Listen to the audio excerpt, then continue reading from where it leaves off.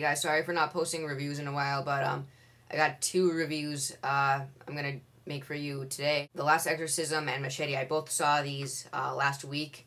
Sorry, it's just been seriously impossible for me to put a review up. I get, like, you can blame me for the first week with after Scott Pilgrim for the first couple weeks. I mean, I did have school, but, like, I did have time, so you can't blame me for that. But the last week, it's just been seriously, like, almost impossible with all this work to do. I got tons of schoolwork and everything, and I should get busy working on my homework right after this. But I just need to make this because I'm committed, and I don't want to break that commitment. All right, so I guess I'll start with The Last Exorcism. Now, when I first saw the trailer for this, I wasn't really excited because I thought, you know, it just looked like another exorcism movie, and I've seen this stuff a lot of times before with The Exorcist and Exorcism of Emily Rose. There's like 3 sequels to The Exorcist, and there's a prequel. So I was like, okay, I've seen this before. There's an exorcist is going to come over, try to help this girl, and it's not going to work, and they're using the shaky cam. But then I realized that this guy, the main character, the protagonist, is a con artist, and that intrigued me a lot more because instead of it just being the usual exorcist coming around and like spraying holy water, he actually doesn't believe in demons. So I thought that was really cool. Also, I am a big fan of the shaky cam genre.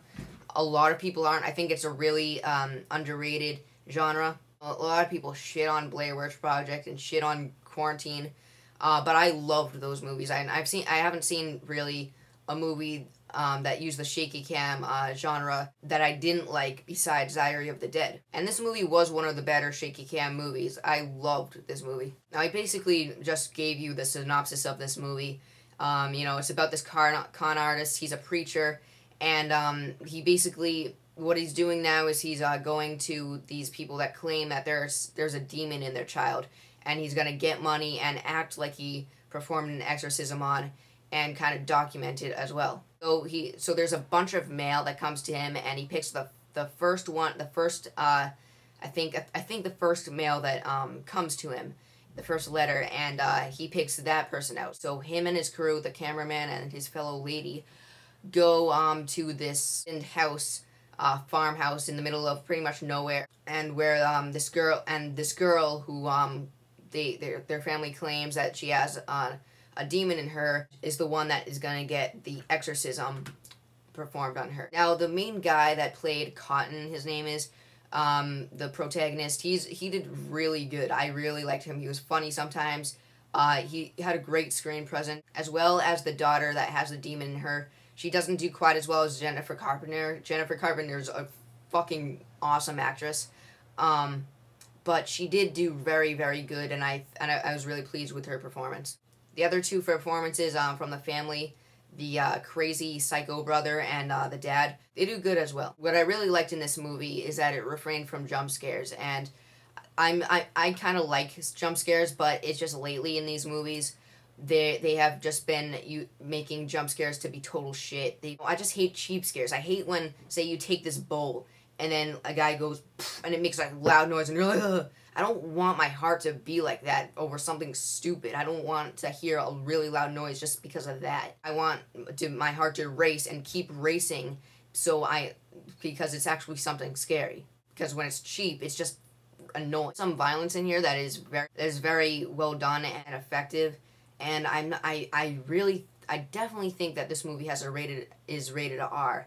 It might be PG-13, and if it is really pushing the boundaries on it. Do not take a little 10-year-old to see this unless he is a tough motherfucker. Now here are some problems I had with the movie. The one thing that I really was disappointed by that could have been easily just swept out of the movie was that it has a score, and I just couldn't stand that it had a score. Mainly what made like stuff like the Blair Witch Project and Cloverfield and stuff suspenseful was because there was no score, and it made it actually feel like it was real. Them adding music to the movie just kind of took me out of the atmosphere. It felt like it could have easily been just taken out of there. It just felt like it was pointless.